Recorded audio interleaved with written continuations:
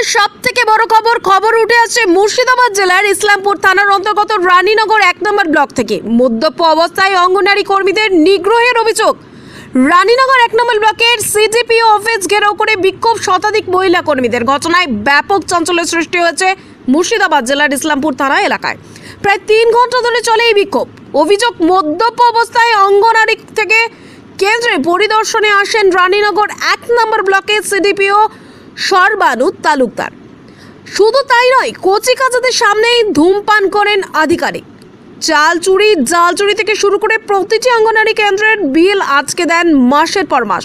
এছাড়াও একাধিক দুর্নীতির অভিযোগ উঠেছে সিডিপিওর বিরুদ্ধে। যদিও সমস্ত অভিযোগ নিয়ে সাংবাদিকদের করা প্রশ্নে নো কমেন্টস বলে এড়িয়ে যাওয়ার চেষ্টা করেন রানীনগর 1 নম্বর ব্লকের সিডিপিও সর্বানু তালুকদার। তবে তিনার এমন বক্তব্যে সমস্ত দোষ স্বীকার করে নেওয়ার মন্তব্য করছেন আন্দোলনকারীরা। দেখুন সেই ছবি।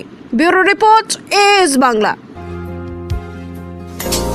বাঙালির সর্বশ্রেষ্ঠ উৎসব দুর্গাপূজা। এই দুর্গাপূজা উপলক্ষে চক্রবর্তী বস্ত্রালয় দিচ্ছে প্রতি বছরের মতো এবছরও মাত্র 2000 টাকার কেনাকাটা করলেই পেয়ে যাবেন আকর্ষণীয় নিশ্চিত উপহার। তাই আর দেরি কেন, আজই আসুন চক্রবর্তী বস্ত্রালয়ে। এছাড়াও রয়েছে পুজোকে চিরস্মরণীয় করে রাখতে পোশাক কেনাকাটা করতে আজই আসুন চক্রবর্তী বস্ত্রালয়ে। চক্রবর্তী বস্ত্রালয়, ঠিকানা দৌলতাবাদ, মুর্শিদাবাদ। বিল কাটছেন, বলছেন যে স্বচ্ছতা আনতে হবে, আমরা 100% বেনিফিশিয়ারি প্রেজেন্ট করতে দিব না।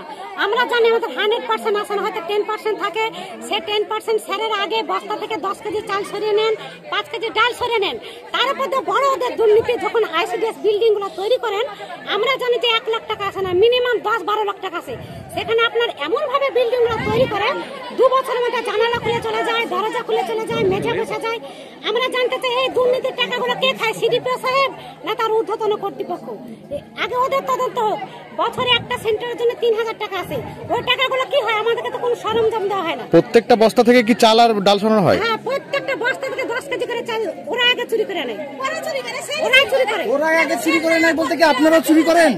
না, আমরা চুরি করি। ওরাই আগে বলছেন, আগে পরে কি? আগে 10 কেজি বের করে নেয় বস্তা থেকে। এবার আমাদের 10টা যদি মাস আমাকে মেকআপ করার জন্য 10টা প্রেজেন্ট করতে হয়। আমাদের 3 মাস বিল দেয় না। আমাদের মানে সুদের উপর ডিম কিনতে হয়।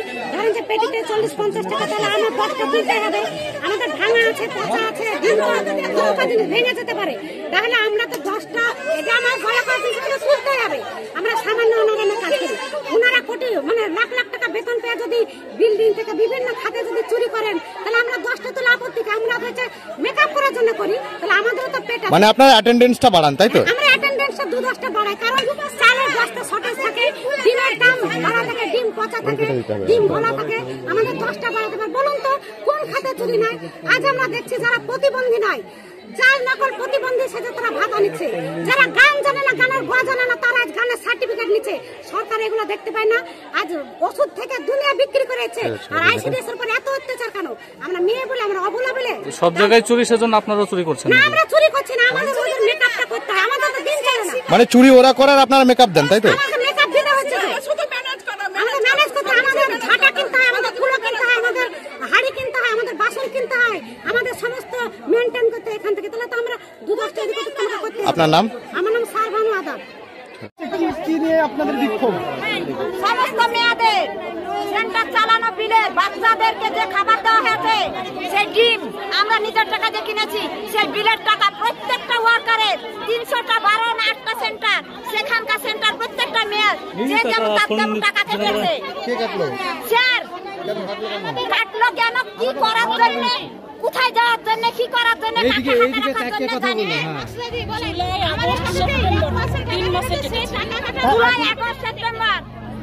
কথা বললেন তার সঙ্গে? কথা বলেছেন? হ্যাঁ, বলা হয়েছে। কালকে মেয়ের এসেছিল, কালকে স্যার দেখা করেনি, মেয়েদের সঙ্গে কথা বলবো না তাই বলেছে। তার জন্য আমরা এই সিদ্ধান্ত নিয়েছে আমাদের মেয়েরা। তাহলে অর্ডার কপিটা কোথায়? এই তো স্যারের কাছে আজকে বসবো এবং মিডিয়াকে ডাকবো, সাংবাদিক ডাকবো। এই সিদ্ধান্ত নিয়েছে। এই যে কিছুক্ষণ আগে বললেন যে নেশাগ্রস্ত অবস্থায় ভিজিটে যেতেন। হ্যাঁ, যাই। কিভাবে যায়?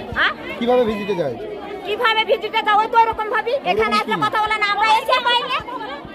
আবার সেন্টারে যদি হাড়ি নাই, রান্না করার জায়গা নাই।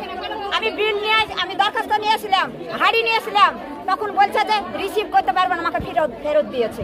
কেন রিসিভ করতে পারবে না? তা বলতে পারবো না। অন্যান্য জায়গায় কি হয়? অন্যান্য জায়গায় কি হয় সে খবর আমি নিব না।